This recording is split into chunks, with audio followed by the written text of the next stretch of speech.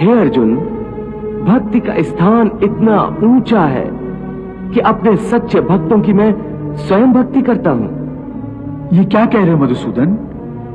भला परमात्मा होकर तुम किसी भक्त की भक्ति कैसे कर सकते हो? यदि परमात्मा भी भक्त हो गया तो फिर दोनों में क्या अंतर रह जाएगा? यही अंतर तो मिटाना चाहता हूं मैं। भक्त और भगवान के बीच कोई सीमा रेखा नहीं खिंचती। भक्ति तो भगवान और भक्त के बीच एक पवित्र रिश्ता है। जैसे प्रेम किसी प्रेमिका और उसके प्रेमी को एक बंधन में बांधकर एक कर देता है, उसी प्रकार भक्त के द्वारा भक्त अपने भगवान में तथा भगवान अपने भक्त में समा जाते हैं। दोनों एक रूप हो जाते हैं। हे भक्त वत्सल, हे भक्तों के भक्त, हे देवताओं के देवता, हे योगेश्वर, हे ब्रह्मांड नायक, आपने मुझ अज्ञानी को, पाप के भागी को अपनी कृपा से जो ब्रह्म ज्ञान प्रदान किया है, मुझे अज्ञान के अंधकार से ज्ञान के प्रकाश में ला खड़ा किया है, इसके लिए मैं आपका आभारी हूं।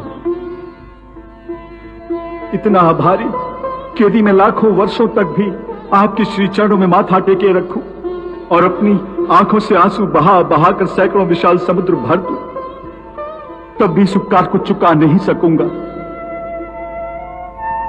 इस परम गोपनीय तथा आध्यात्मिक विद्यादान के लिए आपका कोटि कोटि धन्यवाद।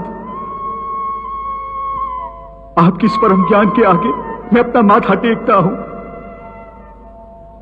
और अपनी भ्रष्ट बुद्धि, अपनी हर इच्छा, अपनी हर आशा और अपनी हर कामना के साथ मैं अपने आप को, अपने तन मन को आपको समर्पित करता हूं।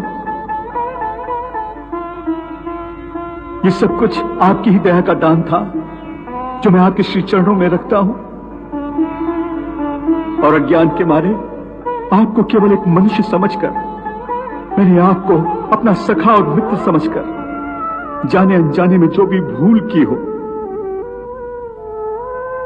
आपकी गरिमा को धक्का पहुंचाया हो, तो उसके लिए हे दया सागर, आप मुझे क्षमा कर दीजिए और मेरे विनम्र समर्पण को स्वीकार करके अनुग्रहित कीजिए। हे अर्जुन, देखो इन आंसुओं को, इन आंसुओं की गंगा में तुमने अपनी हर भूल, हर पाप को धो डाला है। अब तुम निष्पाप हो गए हो।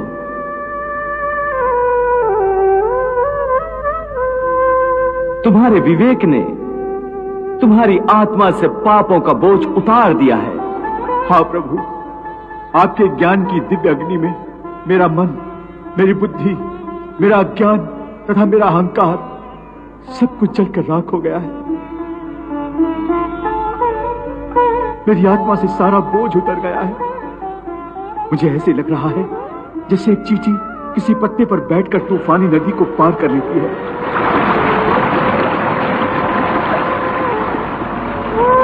उसी प्रकार मैं आपके करुणा रूपी कमल पत्र पर बैठकर इस विशाल भवसागर के ऊपर तैर रहा हूं। जिस प्रकार अंत समय एक मृतक शरीर आत्मा से दूर हो जाता है, उसी प्रकार इस समय मेरी सब आसक्तियां, सब आशाएं, समस्त कामनाएं मुझसे दूर चली गई और मैं प्रकाश की एक किरण की भांति हल्का हो गया हूं।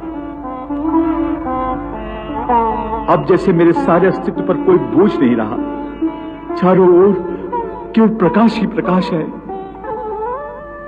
तुम धन्य हो अर्जुन, तुम धन्य हो। इस क्षण जिस परम अवस्था में तुम पहुंच गए हो, उस अवस्था में युगों युगों में कोई महात्मा मेरी विशेष कृपा से पहुंच पाता है।